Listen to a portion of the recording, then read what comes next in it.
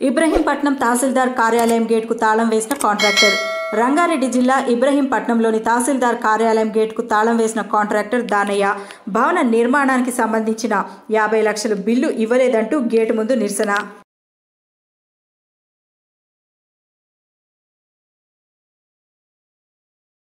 నేను నా పేరు దానయ్య, గండికోట దానయ్య. నాది ఇబ్రహీంపట్నం మండల్ కోల్కంపల్లి గ్రామం. నేను మండల్ గెస్ట్ హౌస్ పూర్తి చేసి మొత్తం పూర్తి అయిపోయింది. దాని డబ్బులు 50 లక్షల రూపాయలు రావాలి.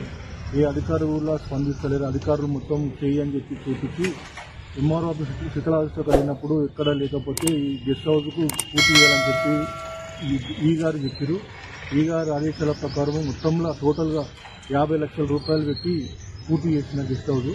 పూర్తి చేసినా కూడా ఈ గారు కానీ ఎవరు స్పందిస్తలేరు.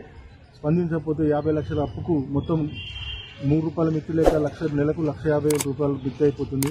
లక్షల మిత్తి అయిపోయి కూడా నేను 20 గుంటల భూమి కూడా అమ్మి ఇదే ఆఫీసులో చేసి అప్పులలో క్లీనే పంచడం జరిగింది. అదే కాకుండా మళ్ళా సరిపోతే కూడా మళ్ళీ నా ఎంజాయ్ల సొంత ప్లాట్ కూడా 120 గజాల ప్లాట్ కూడా అమ్మి కూడా కట్టే కూడా అప్పులు తీరకపోతే నా ఇంటికి వచ్చి కూడా అప్పులలో నాన్న అవస్థ పెట్టి నా ఇంటికి తాళం పెట్టి నాన్న అవస్థ పెడతా కూడా అని పెట్టి కూడా నన్ను కన్నా బాధ పెడుతున్నారు.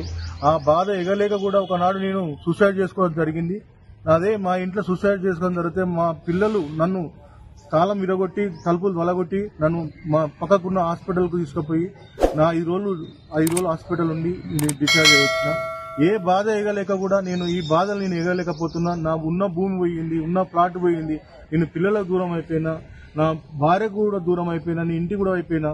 ఒక రోజుకు 800 రూపాయల కష్టం చేసుకుని కంపిటీషన్ బండి నడుపుకుంటూ నేను బతుకున్నా. తీసలరా నా స్థితి ఇంత కాడికి వచ్చింది. దయచేసి నాకు వచ్చే అమౌంట్ నాకు ఇప్పగలరని నేను కోరుకున్నాను.